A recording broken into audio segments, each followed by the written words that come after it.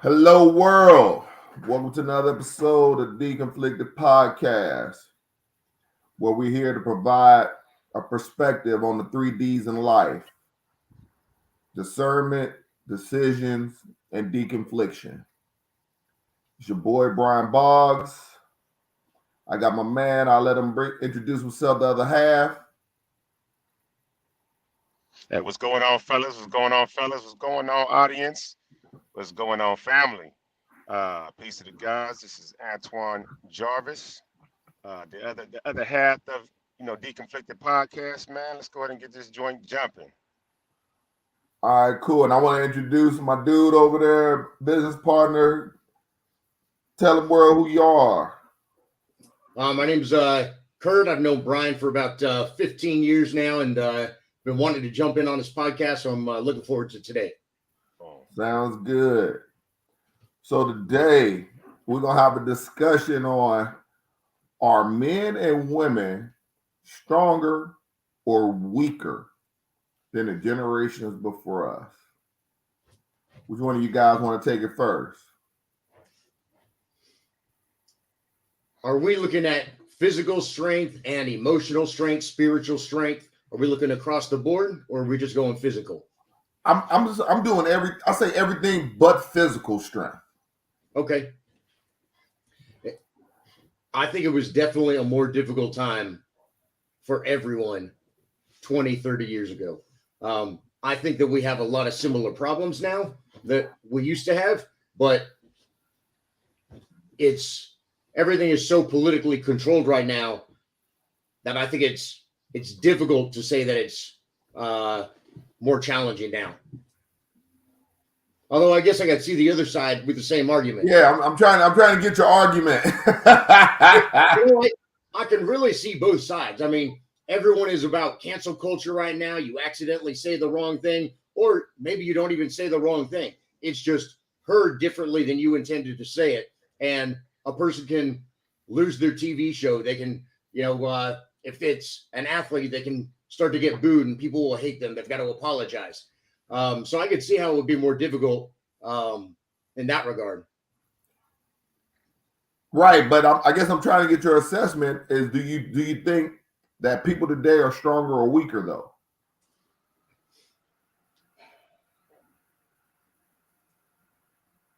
I think they are weaker. What about you, Mr. Jarvis? Man, I think it's a mixture of both. I think that you do have those people who bang against the matrix, who hold firm on certain belief systems, um, and can steer families, can steer communities. You know what I mean?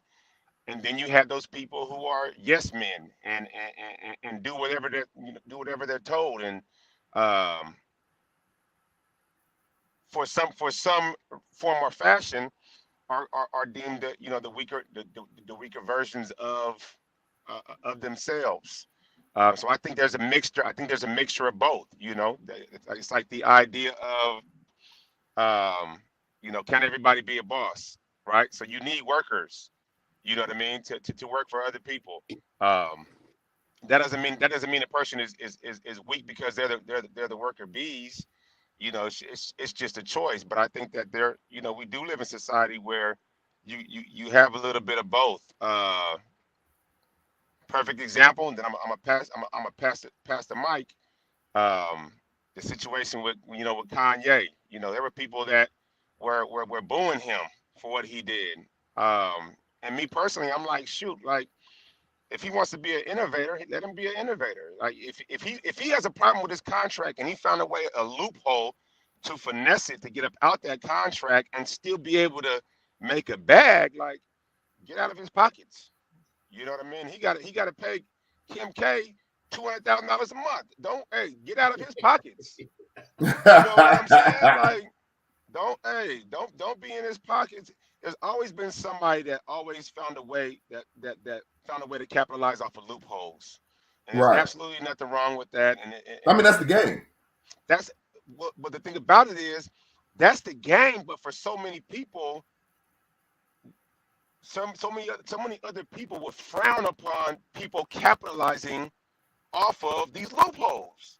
You know what I'm saying? Because they don't know the game. That's why. So if you don't know the game, it's hard for you to be a participant. So when you see a person playing the game, you think they're doing the wrong thing when you the one that's doing the wrong thing. When you the one that's doing the wrong thing, because you just don't know no better. You know what Right. I'm saying? So that's, again, like I said, that's just my perspective. I always say that, you know, there's a mix. There's a mix between, you know, weak people and strong people, from my perspective. What's your thoughts, B? Well, you know, you're always gonna have a mix of weak and strong. That's just how it goes. But for me, I actually think people are stronger today than they were before. And the reason why I say that, let's say 100 years ago, more people operated out of ignorance, lack of knowing what's going on. So, you know, when you live if you're living in a fairy tale, if you're living in a story that somebody wrote for you, you know, you just a drone, an automaton. You just a participant and somebody in a story somebody else said you got to live. Where today, I think more people aren't afraid to speak up for how they feel, what they feel, not afraid to define who they are, what they are. Now, that don't mean I agree with their choices, but they got a right to have their own choices as well. And I think with more people having the strength, the courage to be their authentic self, I think people are stronger today. Mm.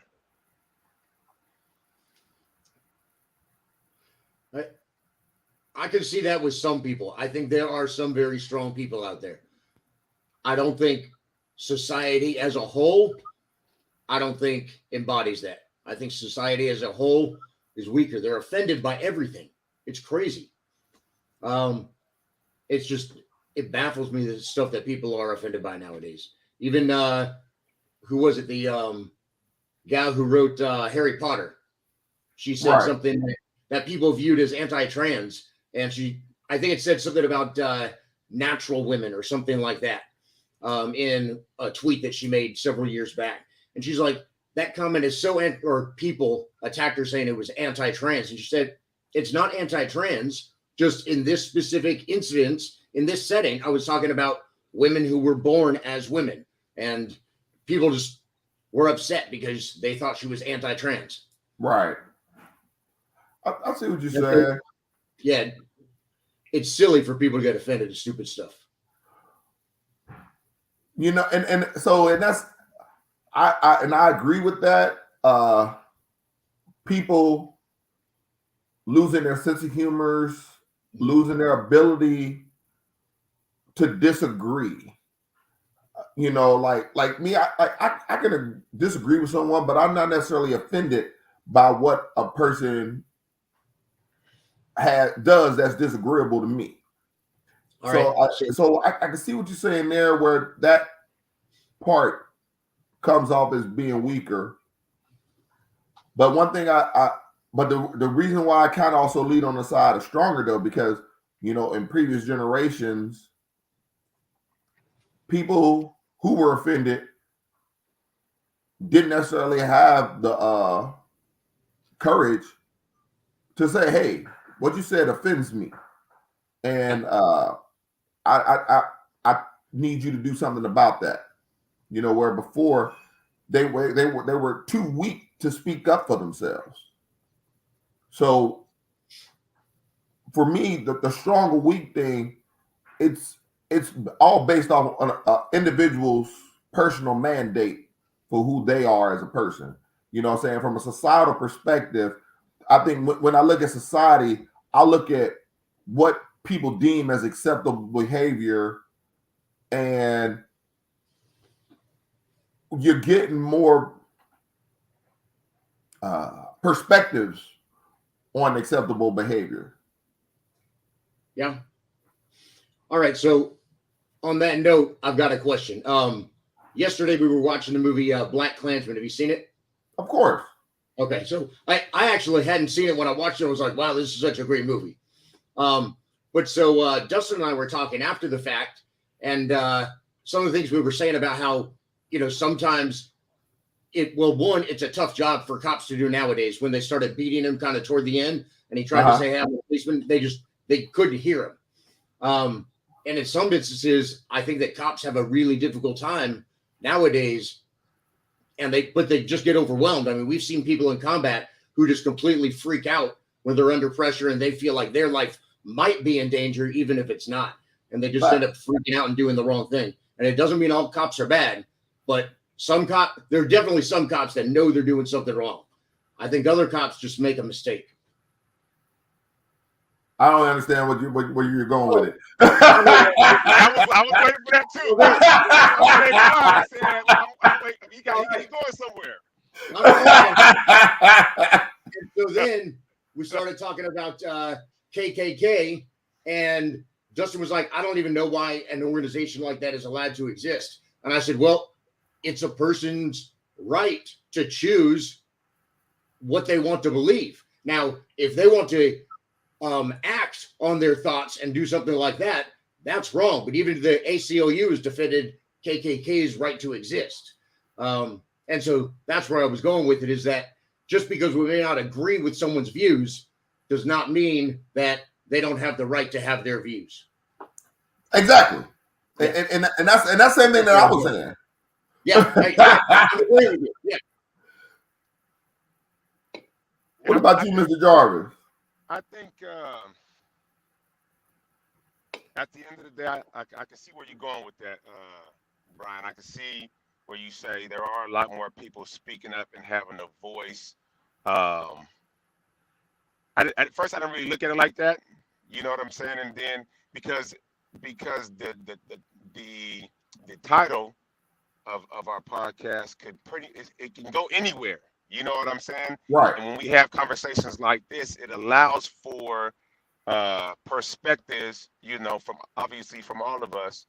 And when hearing those perspectives, it can widen, a person's view on one thing or another.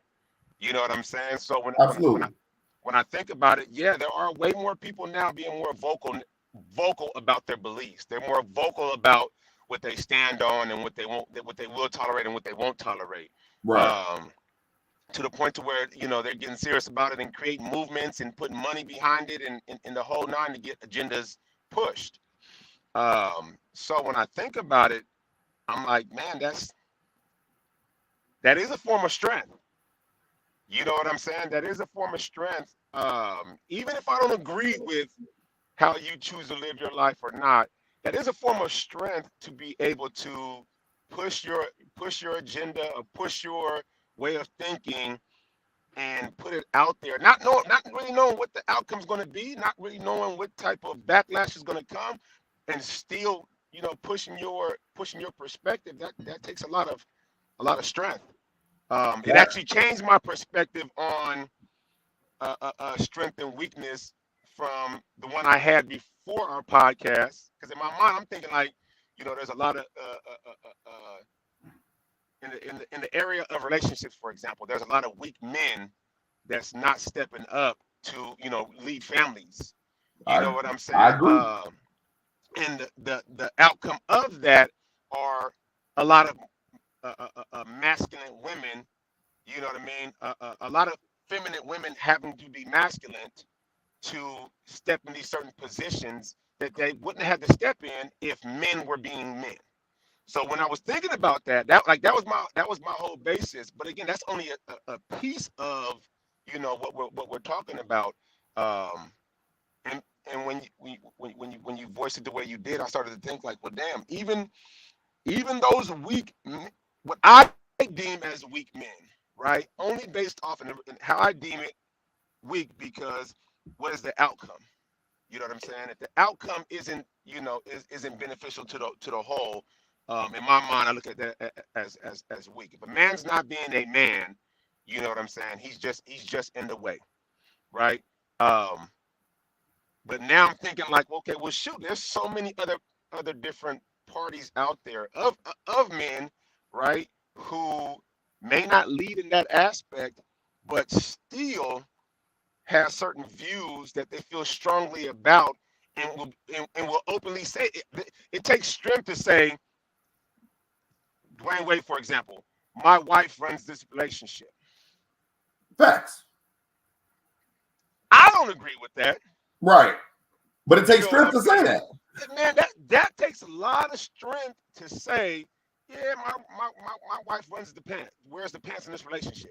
She Or runs the it just show. means that he's a weak man, and that's why he says it.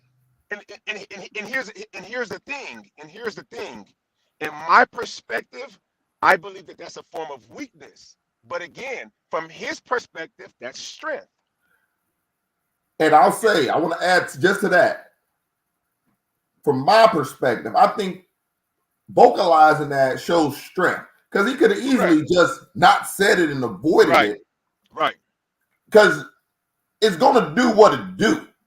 Correct. But to say it, it takes strength to say it. Like to me, it like if you need help, it takes strength to ask for help than to just be quiet and suffer. Right. See, to me, that's weaker. To hold it in and not seek help. You know, and like you were saying with men, like and this is like I'll tell you like things that I've seen in my life. You know, like grandfathers and other friends' grandfathers where the wives ran the households.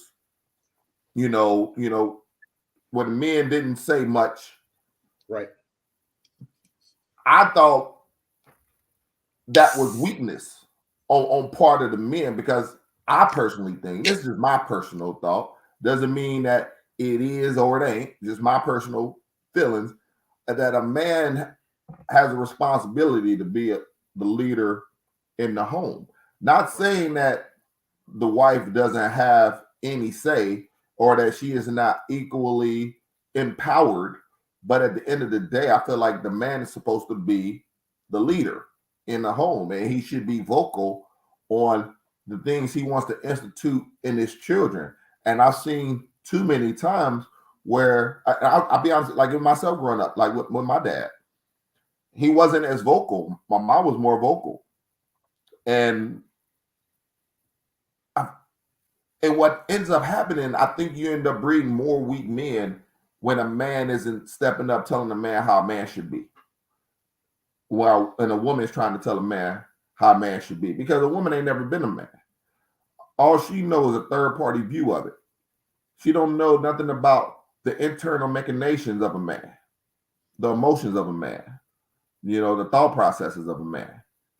She might be tangential to it, but she don't know it firsthand. So when your mom was more vocal, did you see that as a strength or weakness in your dad? Good question. I personally saw it this way. I saw it as he was a man of little words. He wasn't a big talker, and I accepted it as that. I tried not to put a judgment on him, but I knew I had to find another person who I could get that vocalness from. Okay. Because again, since he's my dad, I don't want to label him and denigrate him. You know what I'm saying? I mean, but if you made me come to a decision, on the outside looking in, it would definitely appear as weakness. But from a first person perspective, is my dad, I'm not going to look at him that way. So that's how that was. But if I saw that in somebody else, I would have defined that as weakness. So my grandparents, when they were raising my aunt, mom, and uncle, he was quiet and she was the vocal one. She was the disciplinarian. But I don't think anybody saw that as weakness on his part. It was that he was so strong of a man that he didn't have to do the discipline, and that she would take care of that piece for him. It always very much looked like he was running the house. She was just the one who was the enforcer and the loud one. And then it was like, well, you don't want me to have to get grandpa involved, or you don't want me to have to get dad involved. I really feared that because he was always the quiet one. So if he had to get involved, it was really bad. Right. So I think it could be strength or weakness if a person's silent. Absolutely. I can see that. It's kind of like the good cop, bad cop. Yeah, very much so. Yeah, it's kind of like that good cop, bad cop, and for that situation in particular. And I think that me personally, man, I think that being able to, when you have the right information, I think the more that we go through life learning, the more we go through life, putting ourselves out there and putting ourselves in spaces to have certain conversations where normally that may be a little bit taboo to talk about, or it may be it may be taken the wrong way. I think when we challenge ourselves to have certain conversations that normally we don't have, I think that's where it allows perspectives to be shared. You know what I'm saying? And I think when you're able to share these perspectives and you take your time and you go behind the scenes and do your own shadow work or do your own research on certain things, I think that's where where you'll end up acquiring the strength if you end up standing on something. Because that's how I look at strength. Strength is and we're not talking about physical strength, but mental strength to me is you standing on something. Right. No matter what it is, you know what I'm saying? Listen, I don't care what it is. You stand on something. We're not going to always agree with everything that we talk about at all. You know what I'm saying? Like that's just not reality. But if you're able to stand on something, I think that in itself shows a measure of strength. I agree. You know what I'm saying? And I can see when you say, are we getting stronger today? I can see that. I can see that. And I still stand on, what I said at the beginning, where you got weaker people and you got stronger people, because there still are people in this world that refuse to say anything. They'll just take that verbal beating and won't stick up for themselves. You know what I mean? They'll put themselves. I was talking to a guy yesterday. He's an owner operator, and successful guy in the trucking industry. And we were talking about relationships, and he was telling me, he's dating this young lady, 30 years old, 2 kids, not by him. She's not working at the moment. She's in the National Guard, part-time, doing that part-time. And he was paying all of her bills, right? And he got to the point to where he was just tired of her, back talking, right? I guess the biggest issue he had was, when she was like, "Hey man, I need money for something," and it took him a little longer than normal to get it, because he's running his business and running his life and all that type of other stuff. She got her feelings about it and came at him sideways from what he was saying yesterday, and he was just like, you know what, that's just it. I can't do it. Me personally, I look at that as weakness. I said, me personally, I don't care if you got it. Tricking is always a weakness to me. You know what I'm saying? And he said, it's my girl. I'm the only, she's.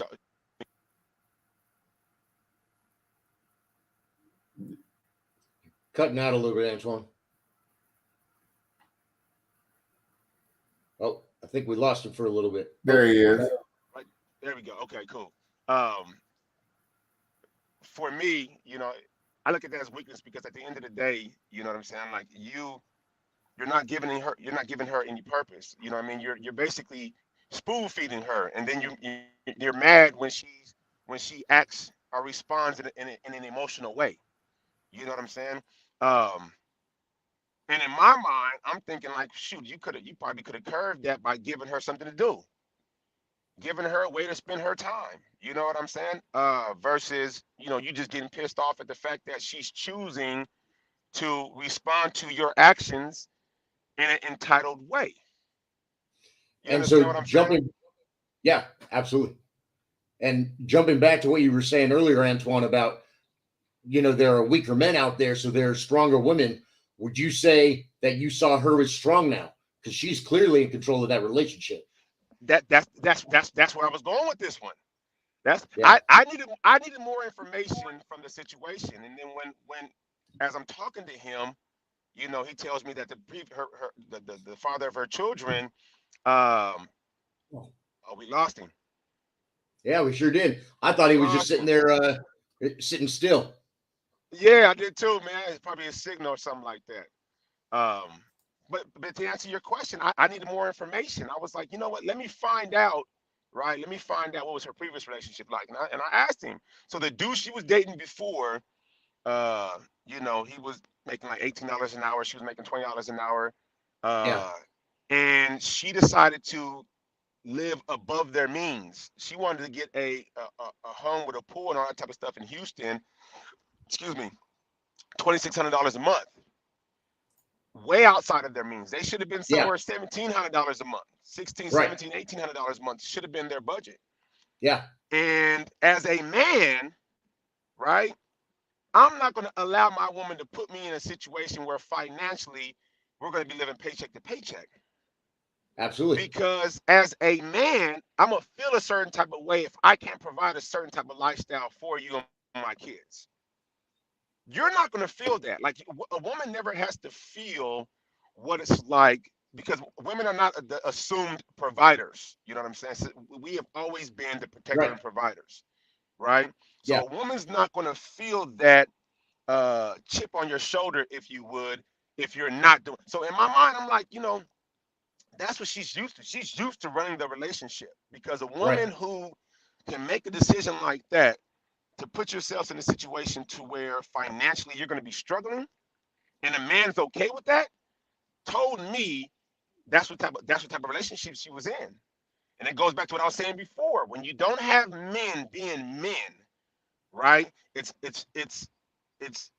causing women, feminine women, to be masculine Yeah. because you're not being masculine. Right. You understand what I'm saying? And that's Yeah. when to fast forward to the present day, and I'm telling him, I'm like, well, that's what she's used to. There you go. There you go. Yeah, I fell out. My Yeah, we see computer it. restarted. Oh yeah, yeah, I yeah. thought that you were We just see sitting there that. very still, intently listening. And all of a sudden you just disappeared. You were froze probably for like a good 30 seconds a minute. Facts. Facts. And so what I was saying was, just to piggyback on what I was saying was, I had to look at the previous relationship that she was in, right, with her, you know, with the father of her children, and her making financial decisions for the family, right. It led me Right. to see that that's the evidence I needed. Like you Yeah. were operating from, even though you got it financially, you handling your business and everything. She's looking at you the same way she was looking at her previous dude. You Right. understand what I'm saying? Now she's thinking, well, shoot, I'm a quarterback. I'm a quarterback this relationship. You ain't doing what you're supposed to be doing. I'm a quarterback the relationship. So Yep. now she's in your mind, she's barking at you in a way that you feel that you don't deserve to be talked to, which I get that. Hey, nobody deserves to be to have to feel slighted by, you know what I'm saying, in any form or fashion. I get that, right? Yeah. She's quarterbacking and coaching. But she's quarterbacking and coaching Yeah. because at the end of the day, you're not doing it. Exactly. He's just being told You what know to what I'm do. saying? Yeah. You know, and some people operate in that space normally because they're weaker. You know, weaker people need to be told what to do. You lose You know Antoine now that too? yeah, you know, and that's just a reality in it, you know. So, you know, and one thing I wanted to say when he was talking about that one guy's relationship, you know, like I'm sorry if I'm paying all the bills for somebody, I assume she lived in a separate home than him. Like, nah, we ain't operating that way. Yeah. You Yeah. know, I mean, I absolutely believe that men and women in a relationship are in it 50-50. But I think that they have their own roles to run in that relationship. You know, cleaning the house, that's not my job. Taking out the trash, that's my job. And so we just have different roles in the relationship, but still, I value her opinion. on decisions. Just at the end of the day, it's my decision. If we end up making the wrong move, that's my fault. Right. Now, see me. I'm not a big role guy in the household. I'm because it's all about the machine, keeping the machine going. So you just jump in where you jump in at. I mean, don't get me wrong. Would I take the trash out? Normally, yes. You know, my son does it now. But if he wasn't here, I would do it. But I'm not the only one that has to take the trash out. You know, it's just I just naturally jump to it. But I don't see that as my role, I guess, because I cook. I cook at home. I do laundry. Okay. If your son wasn't there, you said you'd do it. If your son wasn't there, why wouldn't you have your daughter do it? I would make her do it. I have made her do it. Okay. I have. Like again, it's all about efficiency for me. You know, who would serve better to execute this function? Car needs an oil change, brake job, new tires. Are you bringing it in or is she? Come on, man. What kind of question is that? I mean, I handle all negotiation items. Well, I'm just saying it's a car thing, so that's typically a guy thing. So I mean, well, it's all a matter of who's more. I knew the answer. Right, but again, it's not about the role; it's about who's more knowledgeable. That's like if I don't know nothing about a certain area, I'm not going to be the one to go to that area and say, "Hey, I'm gonna make decisions here." I don't know that area. I'm gonna speak on what I know. Everybody brings a certain set of knowledge, and you utilize that knowledge where it can be most effective. Yeah.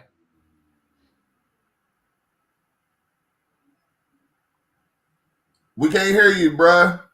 Antoine, no words.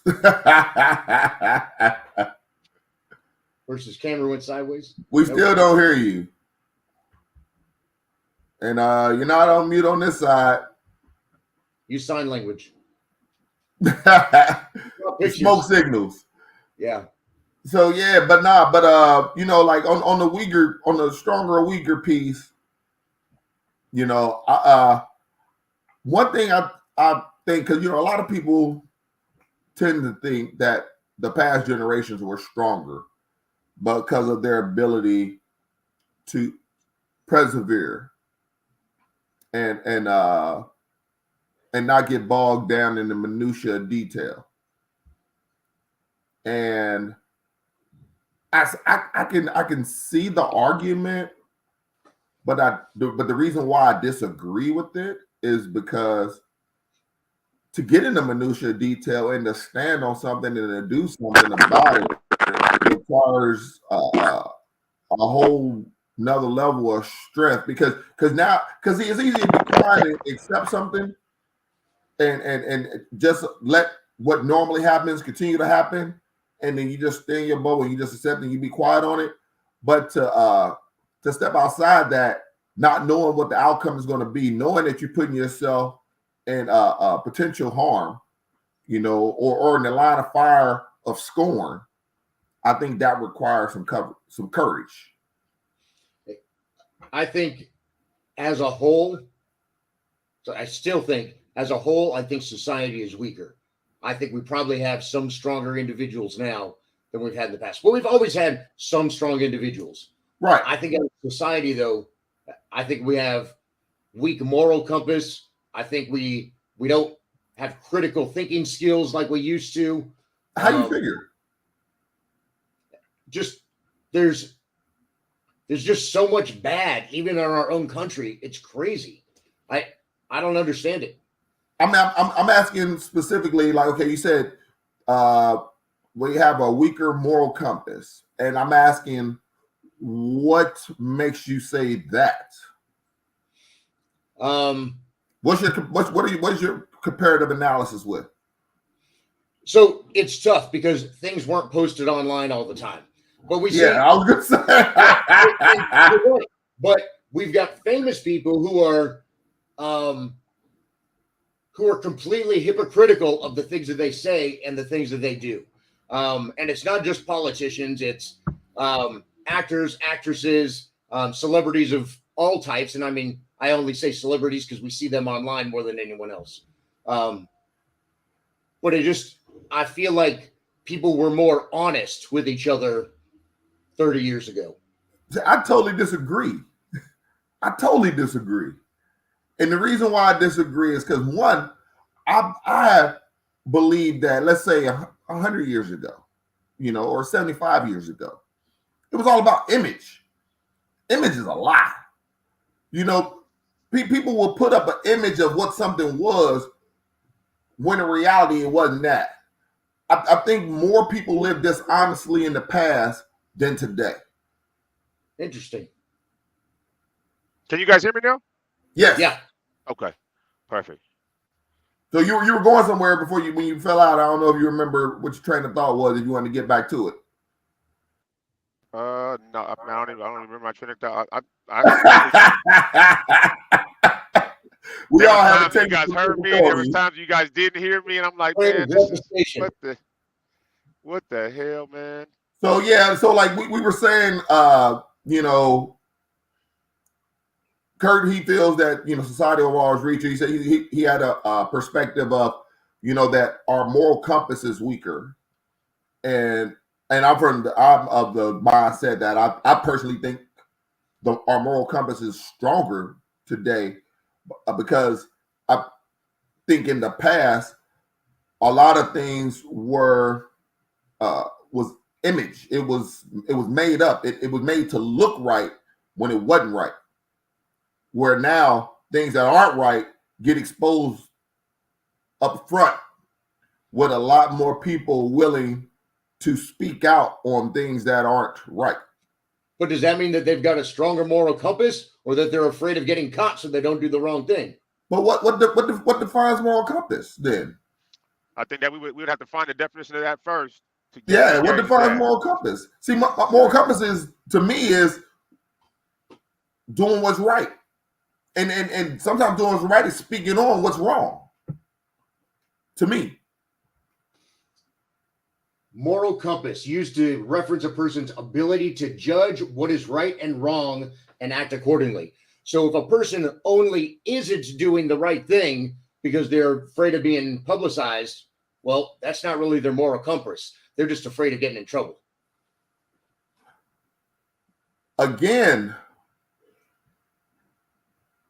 whatever the motivation is, that, let's say, whatever the fuel source for that compass, let's say if it needs combustion and it needs a fuel source, if public scorn and fear is what causes a person to improve their moral compass, so be it.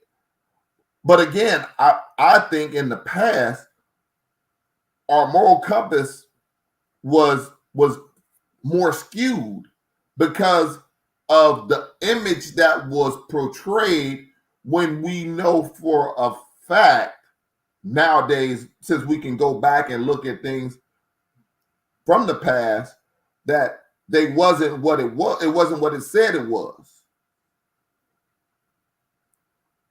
Give an example. So to me, that shows a more corrupt moral compass. Yeah. So what's an example of that?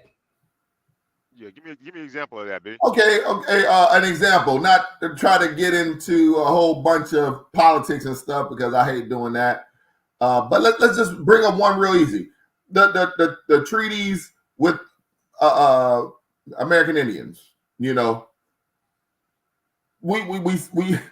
said we were gonna honor them on their land, or give them their sovereignty, and then we constantly chipped at it.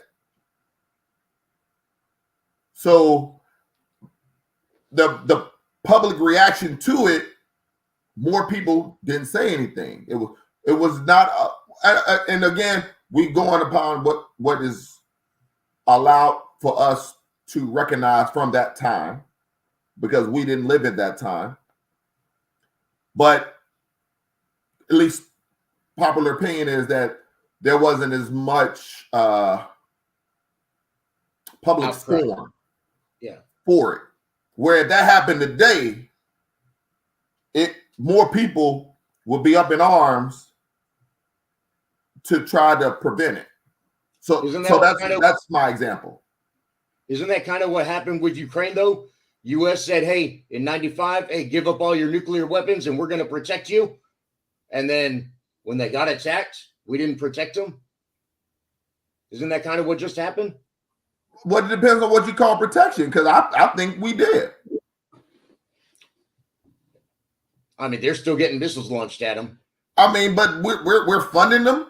We're providing munitions, logistical support. So, I mean, it depends on what you consider protection. I mean, if we're giving them the ability to protect themselves, that's offering protection.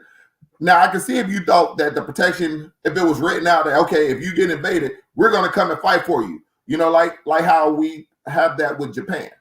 Right. Right. It's not written that in that strong of language. But it's not like in that kind of language. So to me, I think the U.S. lived up to what they said because we have provided support to Ukraine throughout this entire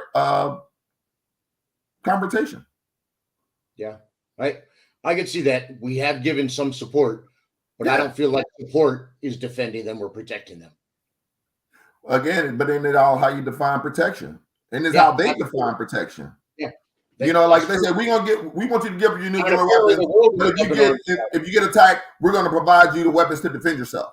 That's living up to what the deal was. So that's just my perspective on it. You know, like that don't make me right, don't make me wrong. It just make me a person that's talking about it. That's your opinion. That's all right. And we don't agree, and that's all right too. Absolutely, it's perfectly all right. Yeah. Right. Now, so my question is, how do we tie that into the topic of the? How do we tie the moral compass into the topic of, of the podcast for today? Right. Stronger or weaker?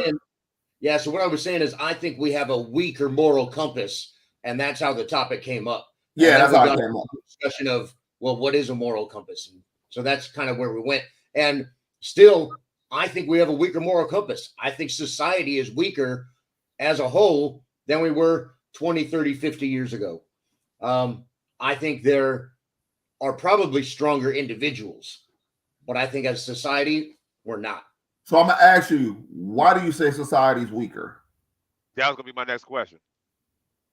Because I think we've got a weaker moral compass. Because I don't think that men are running their households how I think a man should be running their household. I feel like there is a lot of just society as a whole not being able to have a discussion and disagree on something without accepting that the other person has a differing view and it being okay. I feel like the country is very much at odds, and I think that we lack critical thinking skills that we used to have, and that's why people can't interact in a polite manner and still disagree. We definitely have lost our ability to disagree amicably, however you say the word. You're not wrong. I can see that. But one thing you said that it caused me to chuckle inside is you said you don't think men are running their households the way you think. Yeah. So that makes me ask the question then: do you feel your grandfather was strong or weak? Do you think he ran his household the way you should? Or the way I think he was strong. Right. I think he was strong. He didn't run it the way that I would, but it worked for him. That's who he was. And I think he was strong. So now we're taking that in stride. Then why would you say that men they're weaker because they're not doing it the way you think, even though you thought that your grandfather was strong, even though he did it outside of how you think? Right. So good question. So almost lost my train of thought. Just because I have a different leadership or management style than someone else doesn't mean that their management or leadership style isn't best for them. But it can mean that there are still wrong ways to do it. So just because it may not be my way doesn't mean that it's the wrong way. Right, but we were talking about strong and weaker, and part of the evidence of them being weaker was men not running households the way you think they should. Yes, and how I think they should is the man being in charge of the household. Okay. How that happens, I think, is up to them. But Got I think you. the The execution of it is a whole different thing. I got you now. Yeah. Okay. I can respect where you're coming from there. Yeah, and I'm curious. Execution is important. Execution is definitely important. Yeah. What you curious, FB? I was going to say, but I'm trying to get a little bit more insight to determine why you consider society weaker. Because the moral compass part, to me,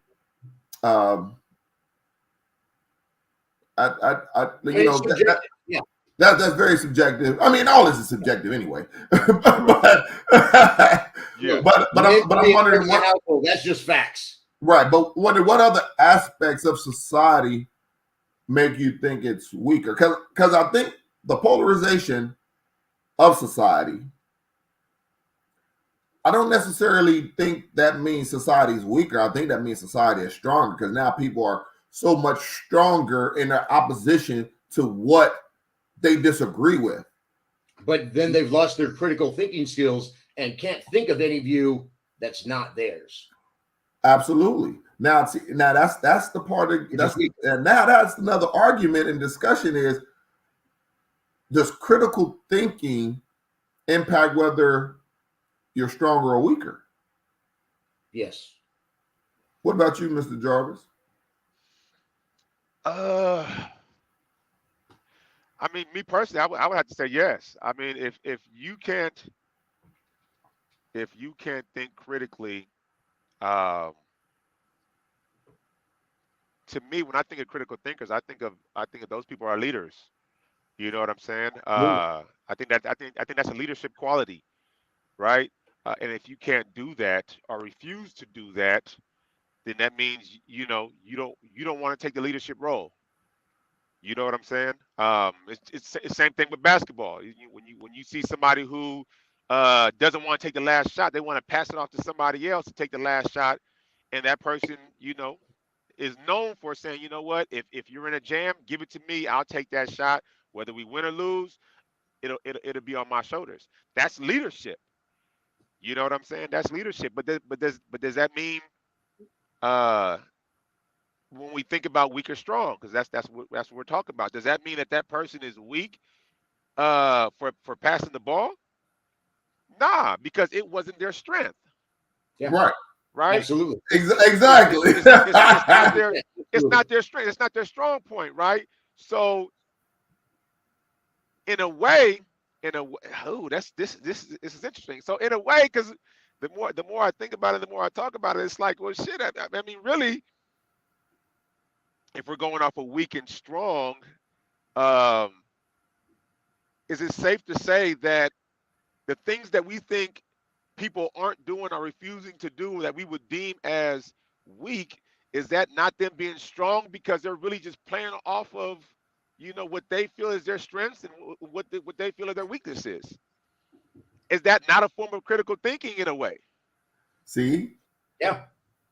And you getting it. You getting it. See, and that's where I was going to go. Like, that's what my mind is doing right now. Like my mind is doing this. And as we're having these conversations, am I cutting out? Oh, no. I said you're working it out. Oh, yeah. So I'm working it out right now, man. Like, when you guys ask these type of questions and we're having these discussions, I'm sitting there thinking like, well, damn, like, because critical thinking is everything to me. But it's like, men can do it, women can do it. You know what I'm saying? So when I think about those leadership roles, especially when we're talking about families, for example, when we talk about the workplace, when we talk about as society as a whole, right? I think everybody is operating off of what they're thinking they should be doing, right? So if we're talking about, a critical thinking, we're looking at it from the perspective from the outside looking in my mind, right? Would it be safe to say everybody's exercising critical thinking? And that's why critical thinking to me doesn't imply whether or not you're weak or strong. That's I don't okay. So think that's where I'm I don't coming up think some with. people use critical thinking at all. But the utilization or the lack of it doesn't impact whether you're weak or strong. It's the outcome, the action that takes place once you've done the thought process is what determines you're weak or strong. You know what I'm saying? Like, it's like when you go in the gym. You go in the gym and you can push 10-pound weights, all your life. You're not going to get stronger. That's the outcome. Or you can push 100-pound weights. You're going to get stronger. The thinking is that process of figuring out what to do, how to interpret something. But what you do after it, that's like thinking about going to the store and going to the store. Thinking about going to the store, you're trying to figure out what you're going to do now. Are you going to go to the store, or are you going to sit at home and continue to think about going to the store? But I don't think that's it's the action. critical thinking. It's the action. It's the action. It's not the thinking. It's the action. But that's not critical thinking. Critical thinking is thinking about something in order to form a judgment about something. Is it always about a judgment, or is it always about determining a process to execute? I think it's to form a judgment. I think critical thinking is all about determining a pathway. Everything doesn't have to be a judgment. Like to me, like when I critically think, and this is for me, like if I got a problem and I want to utilize critical thinking, I'm trying to think of a resolution. I'm not trying to think of a judgment. I'm thinking of a resolution that's the most efficient means to execute what needs to be done. Okay, but still, that's not an action. You're still that is an action. Okay, because I'm thinking about what I need to do, and then I do. That's the action is the doing. The critical thinking part is the figuring out what to do. Yes, right. But so the critical thinking is the thinking component. The action has nothing to do with it. You can think about it. You can figure it out. You can know you want to do it. If you don't do it, you've still used the process of critical thinking. You just didn't do it. Right. Which is the reason why I said critical thinking doesn't impact whether you're strong or weak, because you still got to do it. I think people don't think about that. Yeah, see, I think that's where my mind is going as well. I mean, everybody's doing thinking. You know what I'm saying? Everybody's doing thinking. Even if you're making bad decisions in life, you're still doing some type of thinking. You understand what I'm saying? But I think the weak and strong aspect of it doesn't exist in the actual. It's the doing. Right. I think that the thinking part of it is not associated to weak or strong. It's when you decide to pull the trigger or not. I think that's where the weak and the strong comes into play in the actual action component of what you're doing. The critical thinking part is just the before part, the preparation, if you will. The preamble. Right? There you go. Before you gotta pull the trigger, or you gotta do something. You know what I'm saying? And I think the something part is where the weak and the strong components come into play. Absolutely. Based off of which direction you decide to go, if that makes sense. That's exactly how I think of it. I think people don't think. You don't think people think? I think they do. I think people think. I think they do think. It may not be outcomes that we would choose, right? But I think that they are thinking, and they're thinking that they're doing what's best for them. Right. I think too many people have a lack of necessary knowledge to think appropriatly.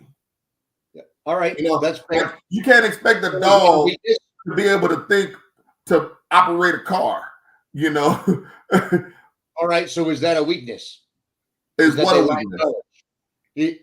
The fact that they lack knowledge in order to make a good decision, is that weakness? if they don't take an action to improve their knowledge base, I do think that's weakness. Do you think? But I don't think the lack of knowledge is weakness, because you only know what you know and you don't know what you don't know. Okay. But when you know you don't know and you're not trying to get more knowledge, I think that's weakness. Yeah, that's my mindset behind it as well. I wouldn't say that you're weak, because if you don't know something, you don't know something. I think that I do believe that if you're not out there questioning things, if you're not out there asking questions, reading, you know what I mean, learning things to enhance your knowledge, you're gonna operate from a position. You're gonna operate from a weak position, because you're not gonna have the knowledge to be that leader. For example, if we can utilize that, for example, you're not gonna have enough information to pull the trigger in an area that you should be pulling the trigger in. You know what I'm saying? You're going to be afraid. You're going to be afraid to take a step in any direction, because you don't have enough knowledge to process whatever that you're looking at. You're not going to be effective. You can still process it. Let me take that back. You can still process you can process it. You just don't have a bad outcome. Right. You're not going to be able to have a sufficient outcome. It's going to be insufficient. You're going to make insufficient decisions based off of the limited information that you have. Right. You know what I'm saying? Which can have you looking weak, because you're not approaching it from a position of power. You're not approaching it from a position of knowing, to be able to make certain decisions that's going to benefit you in the long run. So you would see that as a weakness if a person does not continue to strive and have a thirst for knowledge so they can make a better decision. You would see that as a weakness. I do see that as weakness. If you do not try to improve your knowledge base, I see that as weakness, because you prefer to stay in willful ignorance. Yeah. Yeah. And I think that people in the past, society as a whole in the past, had a thirst for knowledge more so than today.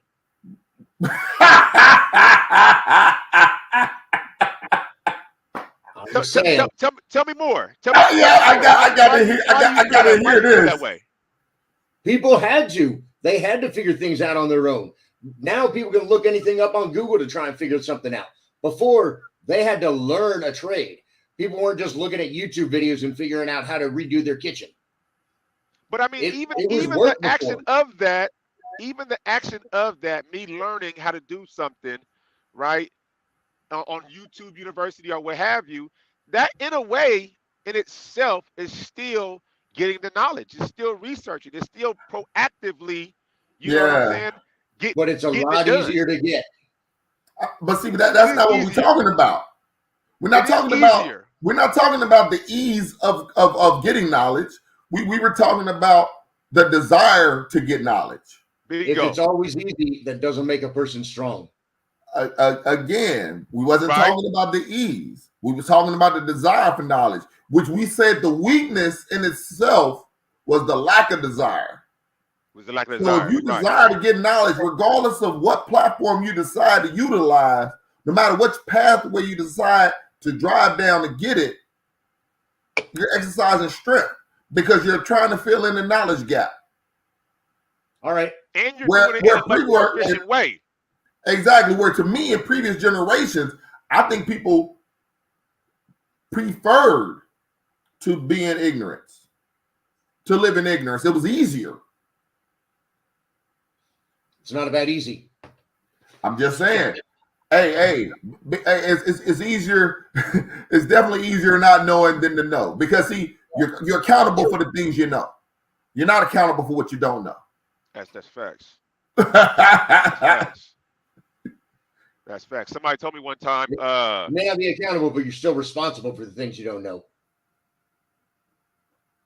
I can respect that. I mean, if you break a law and you don't know that that's a law that you're breaking, you're still going to be held responsible for it. Not necessarily, because you got to remember, with a lot of laws, there has to be an intent. And if you don't know and you didn't have an intent to break that law, if you didn't have an intent, then it's not necessarily the so. That's the reason why there's defenses. That's why there's called justifiable defense on laws. Because if that wasn't the case, then there would be no defense.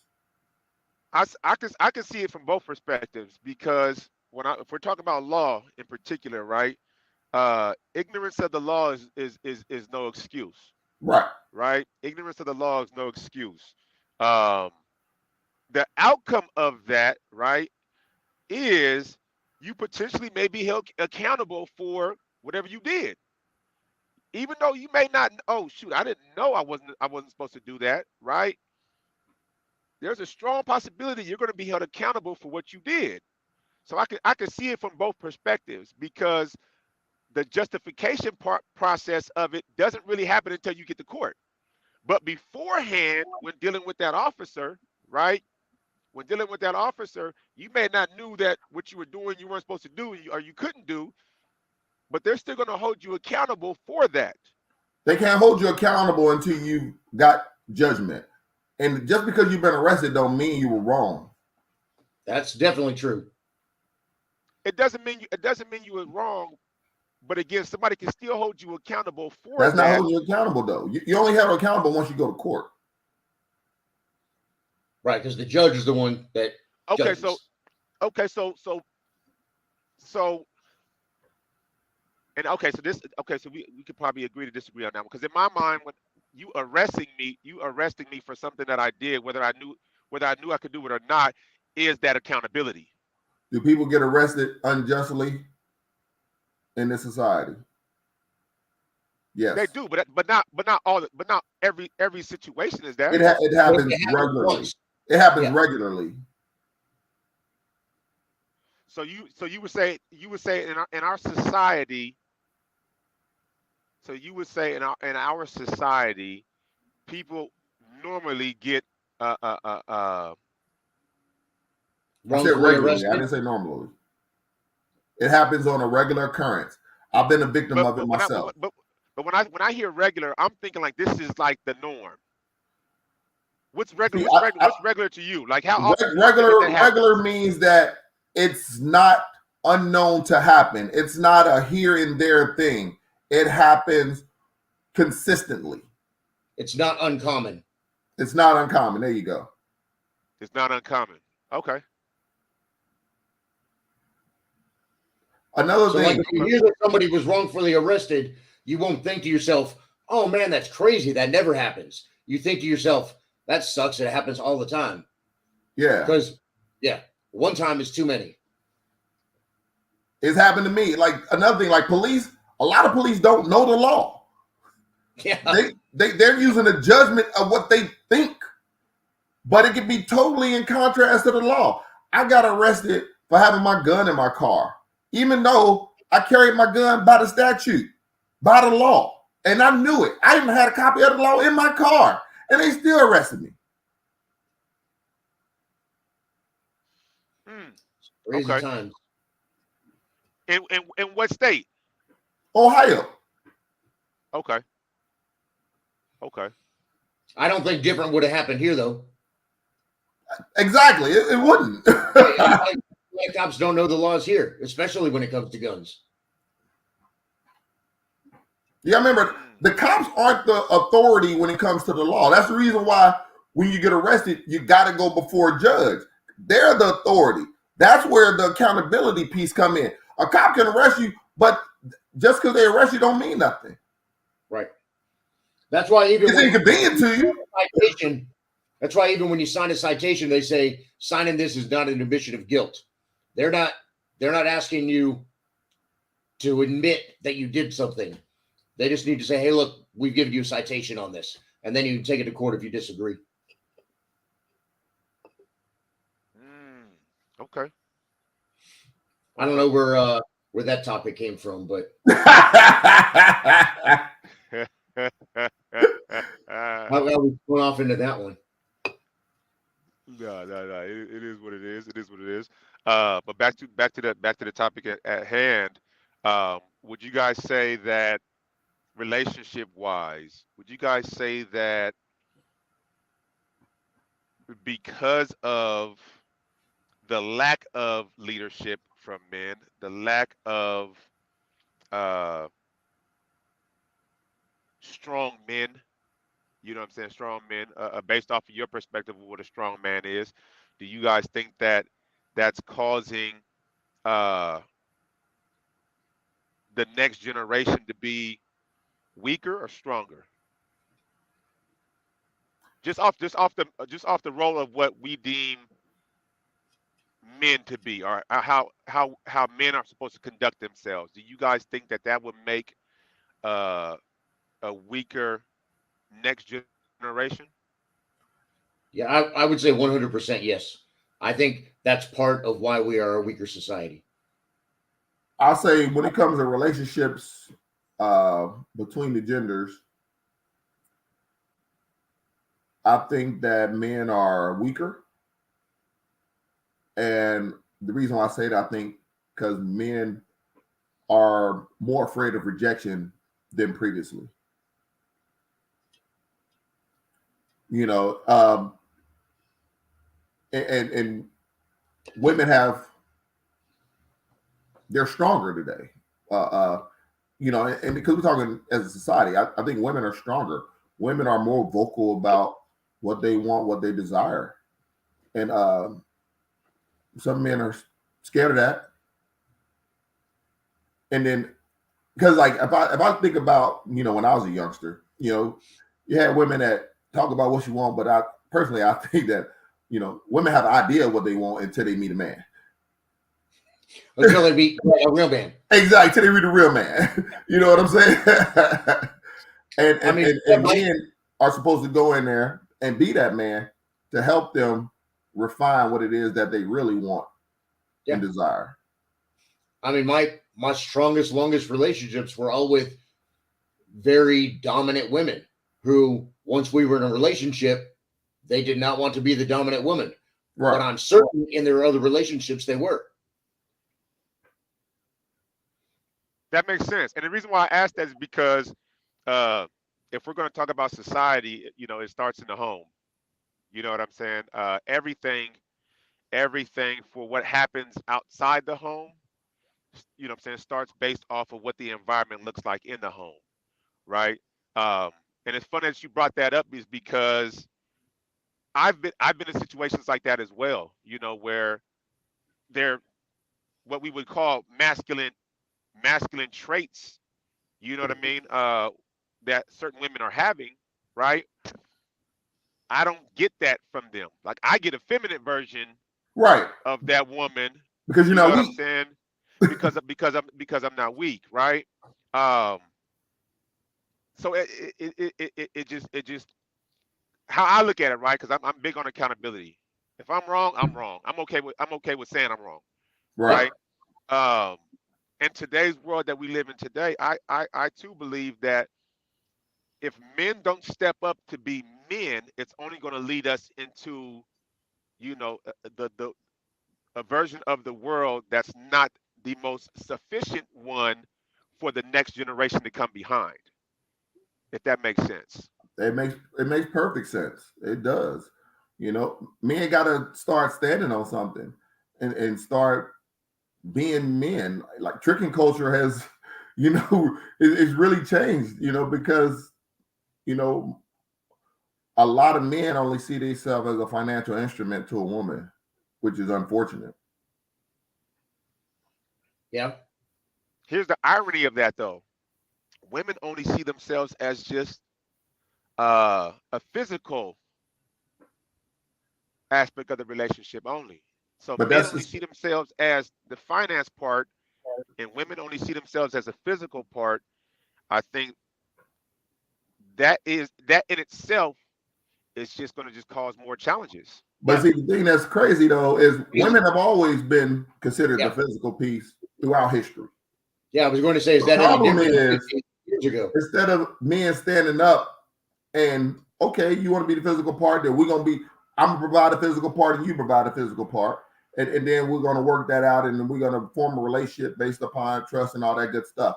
But what has happened is men want to pay for that physical part, and now it becomes transactional. But haven't men always been like since the beginning of time, been the protectors and the providers that have always that They've always been a financial protector and component. provider of their families, but whenever it's transactional, it's a man to a prostitute. Right. And that's not a romantic relationship. And that's not a more romantic relationship. But the thing is, people are taking transactional relationships and putting them into what real relationships are supposed to be, which aren't supposed to be transactional. Right. Interesting. Okay. And so, I mean, okay. It's common that the man will be the one who's the breadwinner, and the woman will be the one who's, I don't know, who provides the affection or something like that to make the man happy. But that doesn't mean that the woman can't work. That doesn't mean that the woman can't desire something physical also from the man. So, I mean, it kind of goes both ways. I think it's always kind of been that way. But I think going back to what Antoine said at the beginning, I think a lot more women are more, I guess, sexually aggressive nowadays than they used to be 100 years ago, 50 years ago. They're just stronger women. I agree with that assessment. I was listen. Listen. I second that. I second, and you third, support it. whatever, and I fully support that. And at one time in my mind, I was just like, well, shoot, women made the choice to do that. Like in my mind, when I lacked the knowledge I have today, I looked at it as, we all have choices, and women were making the choice to do that. But then when I started to see, well, shoot, like if more men were stepping up and wasn't out here being tricks, I mean, there's always going to be tricks, but wasn't out here on some, always had tricks, right? Wasn't out here in a space to where, you're always going to have men that's going to gas women up. You're always going to have men that's going to lie, right? But if relationship wise, and again, I'm just talking about if we lived in a perfect world. Obviously, it's just not the reality ultimately. But in a perfect world, I think that the most sufficient way for a society to thrive is when men, pay their dues, right? Because I tell my son just turned 18. I tell him, hey man, there's responsibilities that come with being a man. You understand what I'm saying? And when you don't take ownership of those responsibilities, the things that you should know, right, or make the attempts, right, to know this type of stuff, like it's not going to benefit you in allowing you to be sufficient at being the leader of your household, being a leader in the workspace. You know what I'm saying? I think that when we're talking about weak and strong, I think that you end up being a weak man when you don't make the time to work on yourself. You don't make the time to put yourself in positions, right, to where you got to make decisions. Right. If you're always avoiding conflict, right? If you're always avoiding conflict, I think that you're going to always, and conflict doesn't necessarily have to mean, a fight. It could just it doesn't have to be combat. No, it doesn't have to be combat. There you go. Exactly. Yeah. Conflict doesn't necessarily mean combat. It just, we have disagreement in our perspective. In those moments is where you learn the most. You understand what I'm saying? In these conversations where these three great minds are on a podcast together, right, is where we get the opportunity to voice our perspectives and look at different perspectives to where we can grow. You know what I'm saying? And I think that the next generation is going to suffer if men are not putting themselves in a position, right, as a collective. I think it's up to us men to reach out to other men and have conversations and create bonds with these other men to have the opportunity to be able to show a different perspective on how we do things. Not to say that my way is better than yours. Not at all. I'm not saying that at all. I'm just saying just provide a different perspective. And I think that this is one of the privileges and not privilege, but this is one of the benefits of having a podcast, because anybody can come on here. There you go. Okay, we'll call it a privilege then.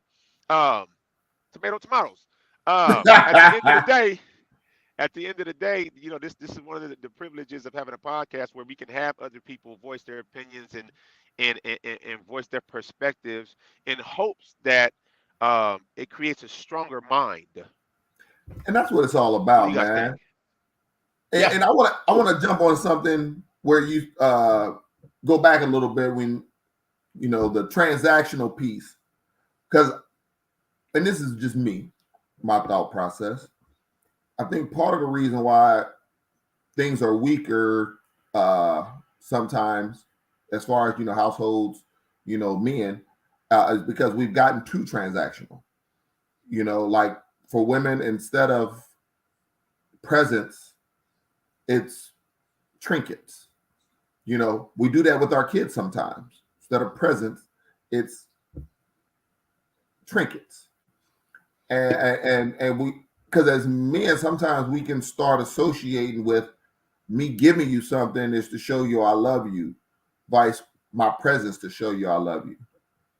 And I think that is part of the disconnect when it comes to relationships. Is we got to get out of that transactional state. And I think that the same as with peer-to-peer relationships. Some people get in peer relationships, go, okay, what can you do for me? This, I can do this for you. No, hey, check this out, man. Hey, I'm gonna do something for you because I want to do this for you. You know what I'm saying? And I'm gonna be here to help you through it. You know what I'm saying? It's not gonna be a quid pro quo.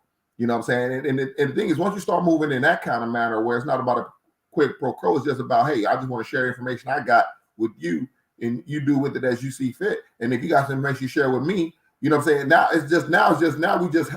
Now we got like a village where everybody's looking out for each other. You know what I'm saying? It's not transactional, where the only way you can get something from me is if I get something from you. You see what I'm saying? Mm-hmm. Yeah, makes sense. So do you think that more or less men are putting themselves in positions where they are going to learn today than in prior generations? And is that a weakness or a strength? I think more men are learning today than in prior generations. I think so too, especially because of the internet. Yes. You have access to a book by way of it being an audio version. Where before, if I had to learn something, I had to go crack open a 300, 400, 500 page, encyclopedia to learn how to, change the pipe, the pipes in your bathroom. And access Now to I could information. right, exactly.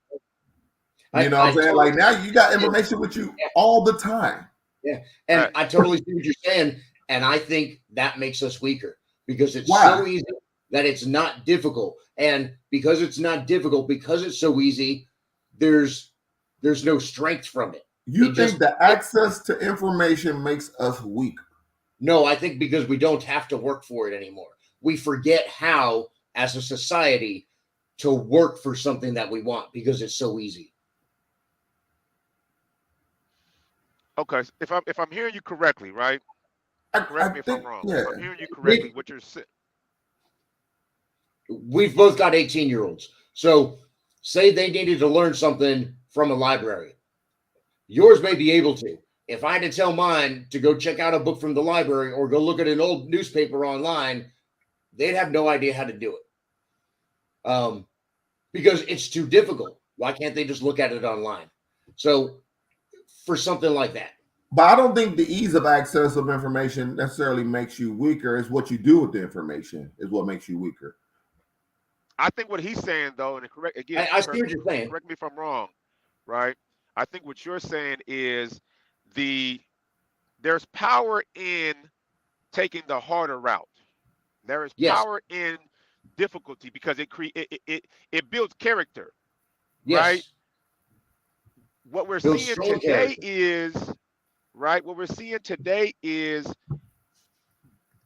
the young men are still getting to the solutions that they want in an easier way, right?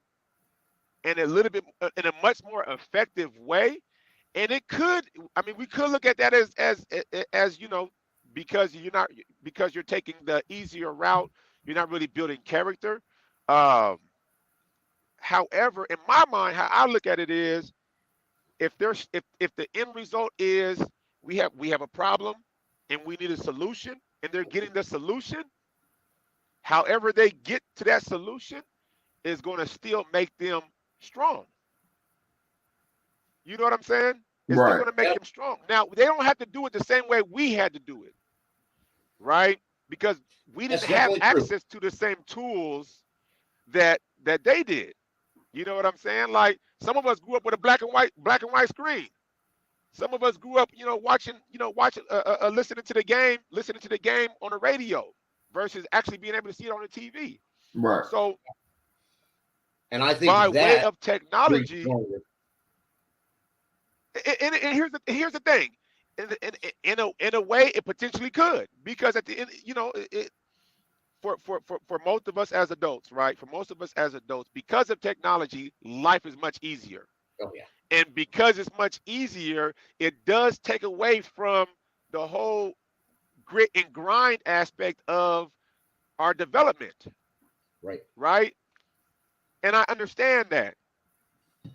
However, at the end of the day, when we're looking at things, for face value, in my mind, if we got a problem and we need a solution, if you can get the solution, you're still effective. And I think effective people will still be beneficial in a thriving society. Just my opinion. Yeah. What you No, got, I Q? see it. Yeah. And I want to add to that. So, like I'm all about life hacks. Shortcuts to get Work smarter, not harder. exactly work smarter, not harder. I don't necessarily subscribe to the old school methods of needing to do things the harder way, because I think that's wasted effort and time if there's an easier way. I tell you, like, okay, going when I was in undergrad, and I was taking differential equations, so taking calc 1 through 5, we did everything by hand. But then when I got into differential equations, we did everything in Mathematica. And that to me made way more sense than doing it by hand, because I'm like, okay, moving forward, ain't nobody doing these calculations by hand. We're putting them in some kind of system that's going to calculate for us. Like, so there, to me, it's no reason to learn it by hand. People get so enamored with the old way that people did things. Like, oh, what if this goes down and you need to be able to do it? But it ain't gonna happen because the curve of technology is exponential. We're only getting better. We're only learning more. Like, with the advent of AI coming on board, I mean, like, we're just going to constantly improve in our technical proficiency. So using old school methods to do something, even though we call that character building, I call it time wasting. Because at the end of the day, you got to keep up with where the world is going. Yeah, I 100% agree with that. I'm not saying that people today should do things in the more difficult way to build their character. I'm saying the simple fact that they didn't have an easy way made them stronger. I absolutely think everyone should take shortcuts now. I mean, shortcuts as long as they're doing the right thing. Right. To learn something. But I think the simple fact that it was more difficult to learn something back then made them stronger. Just like if, someone comes from money and has everything given to them, I think on average, that person is not going to have as strong of a character and probably moral compass as the person who had to work their way up and is now at the same spot. I think the person who had to work for it is going to be a stronger individual. I'll say the person who had to work for it definitely will appreciate it more. I think so. But I can see both sides of that coin, though. I can see the person and that's just on average, obviously. Yeah. I was gonna say I can see the person that worked for it. Correct. When things start to go in a negative direction, they're more apt to